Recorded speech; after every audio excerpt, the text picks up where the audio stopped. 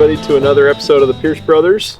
Today we're doing another campfire discussion on the best all-purpose guns, or most versatile guns. And we're doing handguns for this video.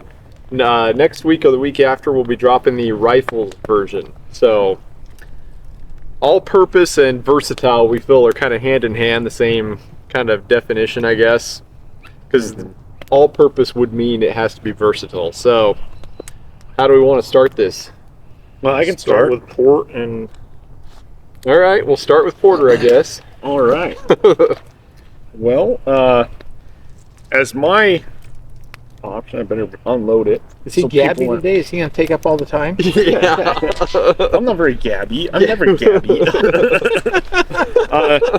Well, out of my own selection, I chose a Ruger GP100 and 357 Magnum. I think, let's just talk about the cartridge for beginners. I think the 357 Magnum is probably one of the most versatile calibers in a handgun platform out there. I mean, I know a lot of people have different opinions. That's my own personal opinion, obviously. You're wrong. I know. Well, you got a lot of good power in the 357 Magnum, and a revolver, especially a double action, fast reloads and fast follow-up shots. You can shoot anything from really a, light grain varmint type bullet up to a heavier game, shooting, bears and other defense that way. Good bullets in the option for human defense as well. Very, very versatile on its range of what you can and can't do with it. I don't think there's really anything you can't do with the 357. Personal opinion, obviously, but it's loud. It's loud. That's probably the only drawback I really have. That's with it one of my least favorite aspects it is about loud. the 357. It's just loud. The concussion is. Yeah. And you can use different powders to help alleviate some of that, and other powders are worse about it. Like H110. That's probably one of the loudest powders you can possibly put in a 357. I do not suggest H110, although it works great. Anyways, fast follow-up shots. You got 6 shots. Some of them are 8 shot. There are some 8 shot revolver 357s out there. I personally just have the GP100. And anyways, I prefer a 4-inch. Some people like a 6-inch, but I prefer a 4-inch just for the ease of use and packability and everything. Jinx. Well, and another pro is it's flat shooting. So if you're doing long range handgun hunting, that's certainly has an advantage there over, say, a 45 Colt. Take out like a 45 Colt and a 357, set up a target at 150 yards, and shoot it, and have both handguns sighted in for, let's say, a zero range of 25 to 50 yards. You're going to notice at 150 yards you have a couple of feet extra drop with the 45 Colt, just the way it works. I mean, unless you have shooting a 357 is like shooting a blaster from Star Wars. Well, I can take like a 160 grain gas check, and I can hit 1,400 feet a second pretty easily out of a handgun. I know some other loads you can probably get a little hotter, but 1,400 feet a second is pretty easy with the 160 grain gas check, and that's darn fast, and it has a lot of power. It hits hard. I do not ever feel underpowered with the 357 Magnum.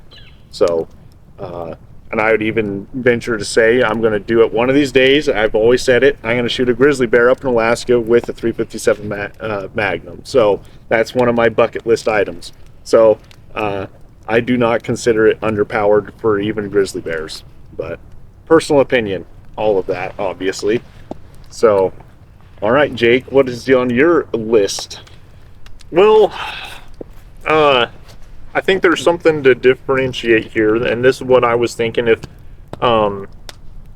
most versatile and last handgun you would ever own are two separate things. Yeah. And I was originally thinking, well, I'd pick a 1911, either in 45 ACP or some caliber like that, because they're very versatile. And then I also was thinking, well, what about a black powder? Yeah, I want black powder, but no, 38 Super, and kind of going along with the 357 Magnum, and lighter bullet going fast.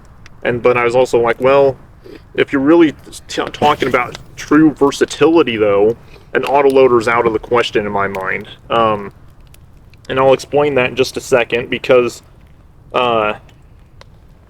with an autoloader, you're kind of limited with bullet choice in a lot of ways and reliability, and has a very narrow window. Yeah, with where it functions. It's a jam-o-matic. And well, in 1911, in my opinion, the 1911 is the most versatile autoloader. You can get them where they're shooting at 1 inch at 50 yards for handgun hunting if you want.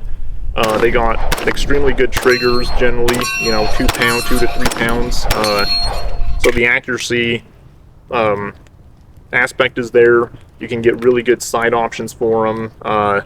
Good triggers, so they can make an excellent handgun hunting platform. Also excellent for self-defense, combat handgun, that type of thing. So I was thinking, well, in a lot of ways, a 1911, and again, you can get them in calibers from 38 Super that you can push a 124 grain bullet at 1400 feet a second, or 45 ACP and push a 250 at 950 feet a second. So there's certainly a lot of versatility with that, but if you're really talking about the most versatile handgun, it has to be a revolver, in my opinion. And a Smith & Wesson chambered in 45 ACP is, honestly, it's an extremely versatile handgun. This one's a newer one, the 22-4, made probably about 20 years ago or so. And so 45 ACP handguns, you got moon clips. These ones are half moon clips, but very easy and quick to load. So you can use it for everything from a personal defense combat carry handgun to you can load it with 270, 280 grain key style bullets and go kill anything in North America with it. So just a very versatile handgun in that regard, just from the sheer options with the cartridge and bullet options you can put in it. So yeah.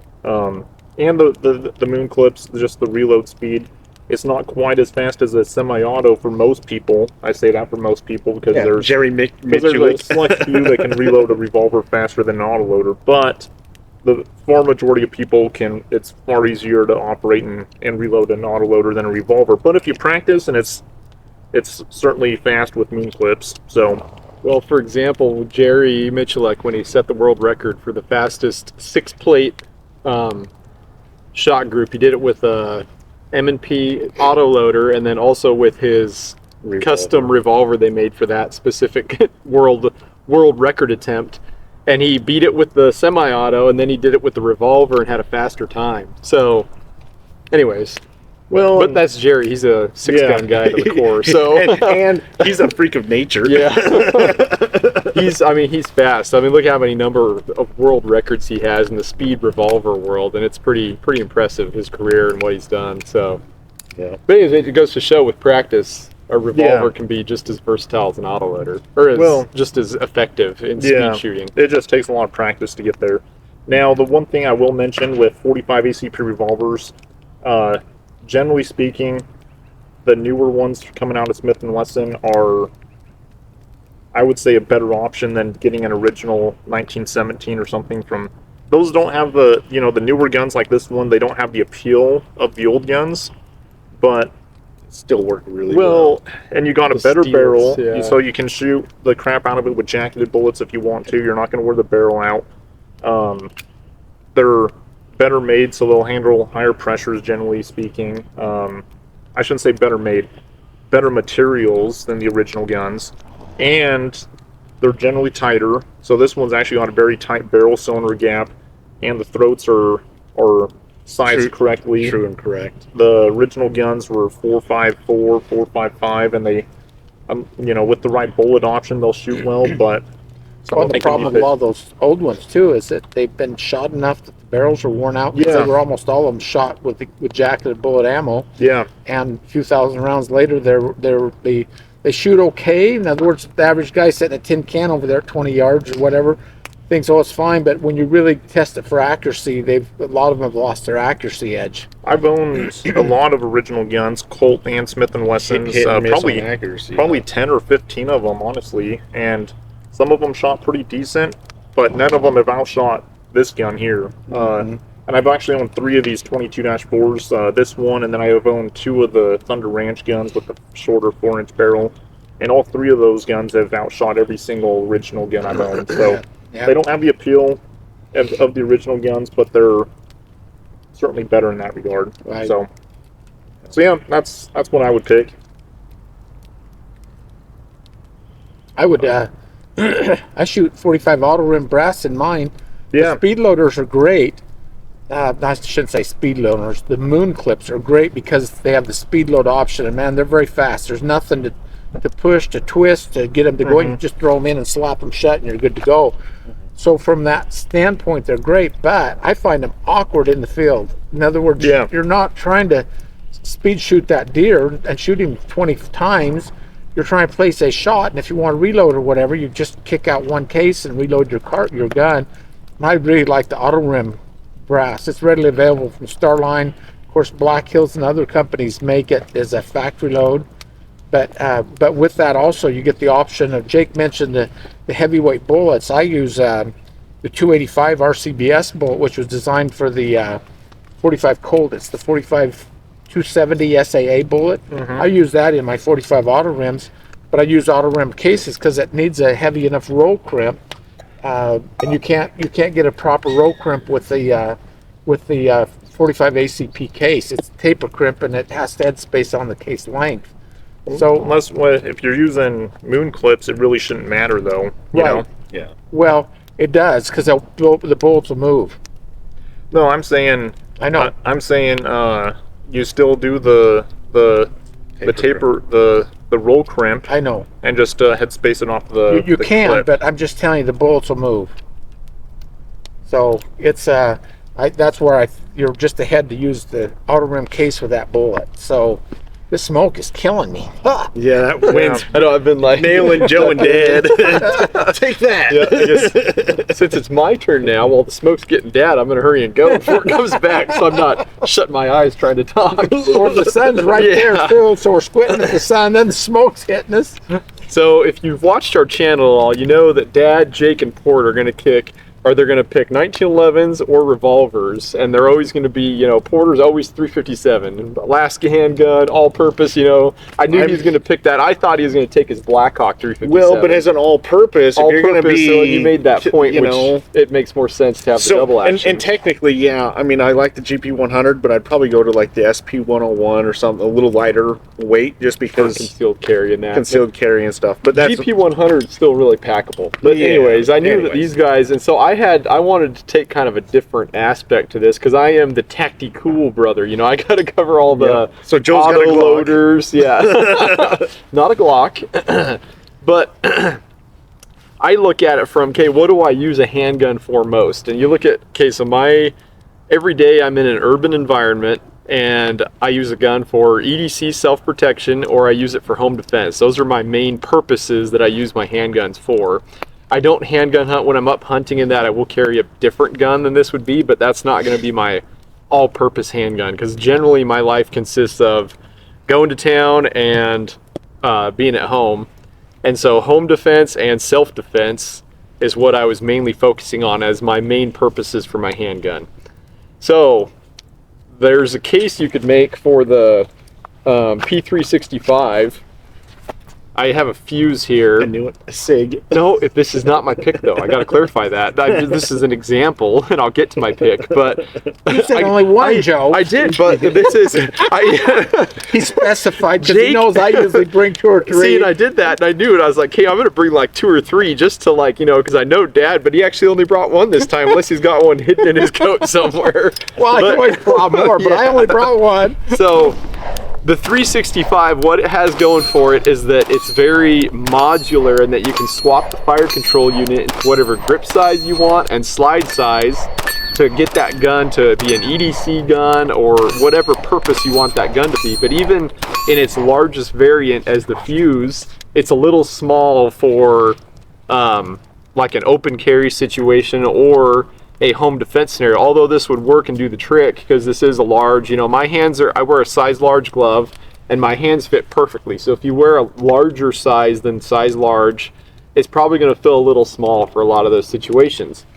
So I went with, I would have picked, you know, Glock because they're so everywhere and everybody has But now them. they're liberal bullshit. Well, and something that is a good alternative to Glock is the Ruger RXM. So two things about this that they did right is it's a Glock 19 clone that is compatible with Gen 3 Glock parts. So right off the bat, you have all the compatibility of parts and features of the Glock 19, and there's about 50 million companies out there making parts for Glock 19 or Gen 3 Glocks. So you have that, but they also took and they partnered with Magpul when they did this, and Magpul makes the grip. And they kind of took from SIG, the 320 and the 365, the modularity of the grip, and that you can take two pins out and you can then swap your fire control unit to a different, the smoke's getting me here, but you can swap your fire control unit to a different size grip to make that gun fit your needs. So you can go with the 19 size grip, they have a 17 size grip coming out soon, and then they have a compact 26 size grip coming out. So you have the modularity of the SIG, but you have the aftermarket compatibility of the Gen 3 Glock 19s. Their optics mounting system is better than a Glock. The sights are better than a Glock out of the box. The grip is better than a Glock out of the box. You don't have to stipple it or reshape the grip. It has a 1911 grip angle. I'm about 2,000 rounds deep into this gun now with no issues at all. It has a Picatinny style rail, so you don't have to go with the Glock style rail. You can use your Picatinny lights in that, so that's another good feature. The trigger has a lighter pull than a Glock. The ergonomics of that gun are definitely better. Yeah, I mean, side by side, the grip, comfort, and just everything about it. We all handled it side by side, and everybody's like, yeah, definitely an improvement. I mean, it really is significant. Yeah. And I've been on Glock for years. Like, just make your sights like night sights that are steel out of the box, because that's generally like the first thing you got to upgrade on a Glock, because they have those plastic, really Polymer. not great, polymer plastic sights. And the smoke's killing me again, so I'm just going to shut my eyes and keep talking. but yeah, I mean, to me the RXM meets all the needs that I need it for. I can EDC it, I can carry it as a duty gun if that's your preferred choice, open carry. And it's versatile and all-purpose in that you can make it however you want it to be. I thought for sure Joe was going to pick a 45 ACP. I would have, but I knew it was going to be 9mm. Joe's a 9mm. You washed out on this, Joe. I know, yeah, man, the smoke is killing me. Joe's over here crying. I cried in the smoke. I should have picked. Well, and I could have picked a 45, but You don't shoot 45 that much. I do. Because you're a whip. You're a whip. Joe's a wuss. You know what's funny about that? I put a post about this on Instagram this week, but back my very first carry gun that I got was a Smith & Wesson Shield 45 when they first launched that Shield 45. And I swore by the 45. I was never going to buy a 9mm, and Jake, of all people, kept trying to convince me, oh, you should buy a 9mm. It's cheaper, ammo's everywhere, all this. And I was like an anti-9mm, pro 45 ACP guy. And now look at how the tables have turned. I've always been a fan of the 45, though. Well, you have been, but back then it's like you carried and shot 9mm a lot more than you do because I today. didn't have money to buy. and So it's what you're saying is the 9mm is the poor man's caliber? yeah, well, and I got my first 9mm when I was in college because there was all types of rabbits up there. I'd go out and blast rabbits, and back in those days, 22 was still really hard to find after the whole Obama scare. The Obama years, yeah.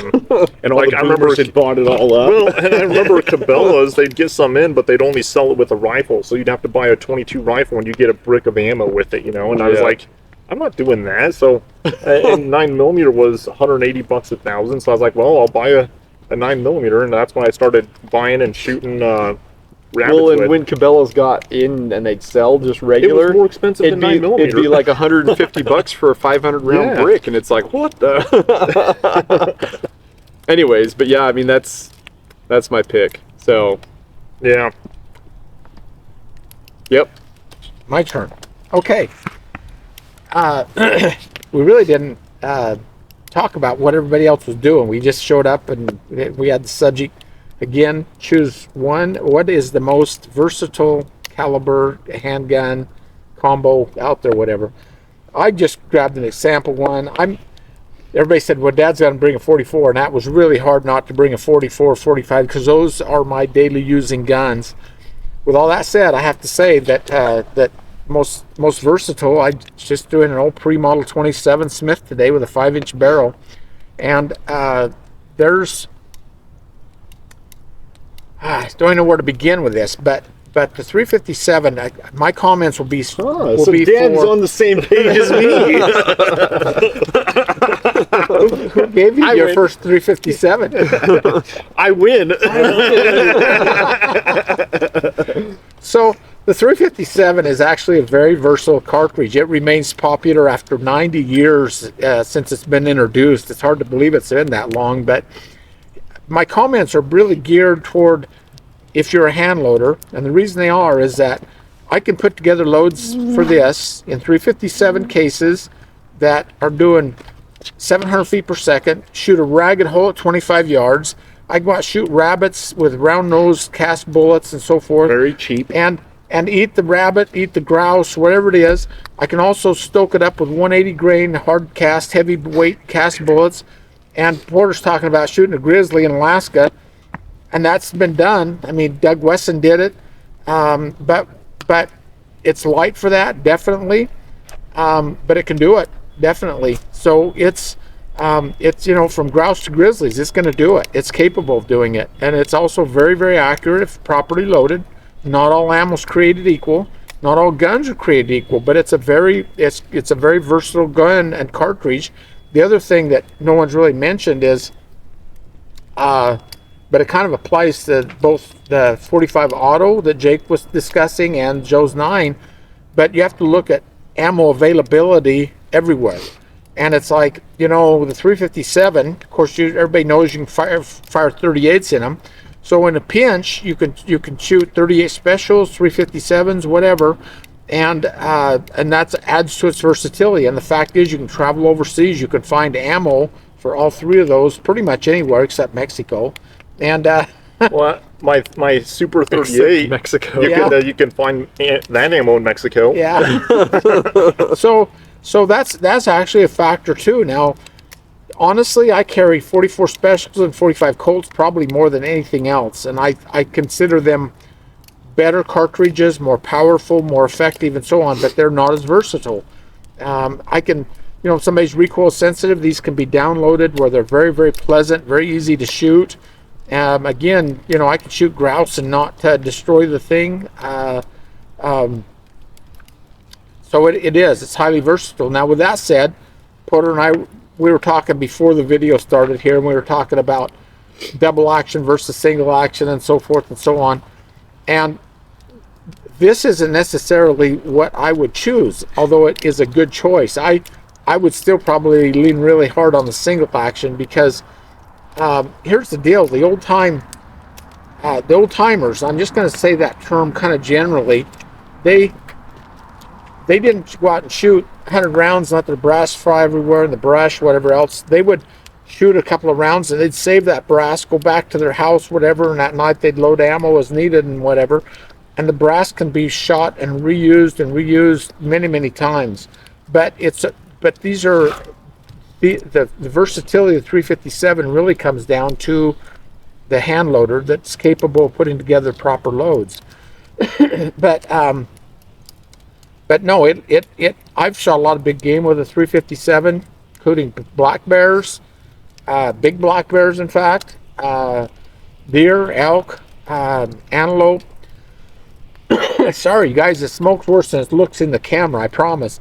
So, and it comes down to using the right bullet and placing the bullet correctly. An animal with double lung shots, they're going to go down. So it's easy to shoot well, and if Porter talked about the flat shooting trajectory, and yeah, it's very flat shooting, very useful caliber. Now, on the negative, excuse me. On the negative, we talked about how loud it is, and that's true. That can be controlled a little bit with powder choice and bullet choice. But of course, light loads aren't anything, obnoxious. But again, you're not talking about a high volume shooting situation. So you're talking about usefulness, and of course, as a defense gun, a double action gun is very effective. Joe talked about some of Jerry Mikulik's accomplishments and so forth, and it's remarkable. But you go back through history, and the various people have done remarkable shooting with double action revolvers, and they're very very versatile. So that's a great choice. So the sum of this is, I win. And why do you win? Because I picked the same as Dad said the same thing. Yeah. By the way, this is an El Paso saddlery, model 1920, 3-persons rig. I've got it in, and so it's and those are Roper style stocks, fancy walnut. I of course almost shoot hand loads exclusively. These are a cast gas check with a hollow point.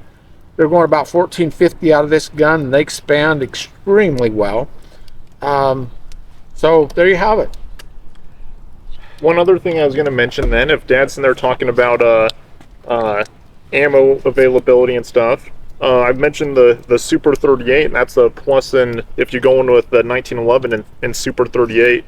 You can get different barrels for these, so you can get a 9mm barrel and a 9x21, have one gun, 3 different calibers, and be shooting super soft, cheap 9mm, and then load it up to 38 supers and get some pretty good performance out of it. So, Yep. all right. Well, I think my holster is cooler than Dad's. It's a Kydex holster. I was going to mention though. With all that floral carving, it's nicer. I think I got a carbon fiber blue pattern on there. carbon fiber. No, if you need a good EDC holster though, go check out Teton Custom Holsters and you use code PierceBros for discount on their holsters.